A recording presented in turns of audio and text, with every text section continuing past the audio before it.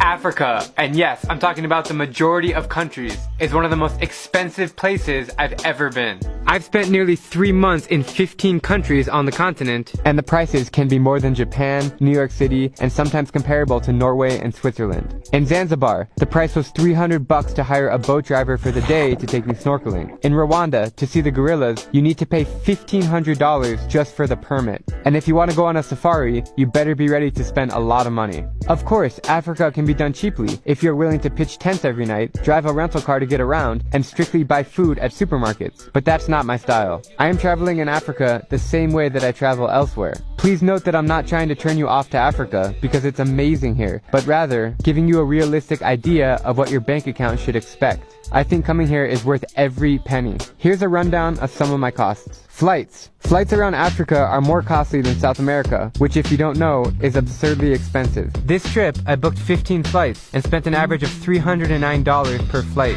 Going to Africa. Thankfully, I was able to use my points to cover most of them. Hotels.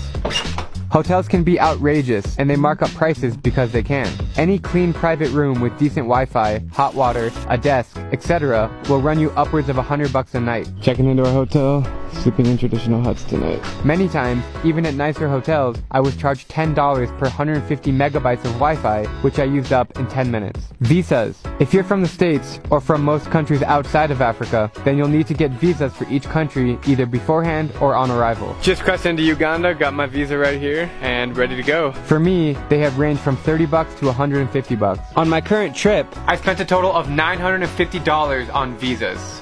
Food. If you're not eating ugali and chicken at local dives or shopping at supermarkets, then food is pretty expensive, especially at hotels. And even grilled prawns at this fish market in Mozambique was $95 for 2 people. Some restaurants will have tourist prices and local prices, so make sure you don't get fooled. An average meal cost me $15. Taxis. Since Uber isn't available outside big cities, you'll need to hire private drivers to get around. If you're alone, like I am, then expect to pay up to $100 for a 1-hour ride. In Zambia, I was charged $35 for a one-way airport pickup, which took 5 minutes. US cash. You always need to have lots of US cash on you as it's widely accepted everywhere. All visas require payment in US cash. It's useful to have small bills for giving tips and paying bribes if you get pulled over by the police. I brought $1,000 in cash with me and ran out after 5 weeks. And if you plan on using credit cards, most places charge 5 to 15% extra. I realize that I'm being grossly overcharged because I'm a tourist, the Mzungu prices, but it's unavoidable. If you stand out as much as I do,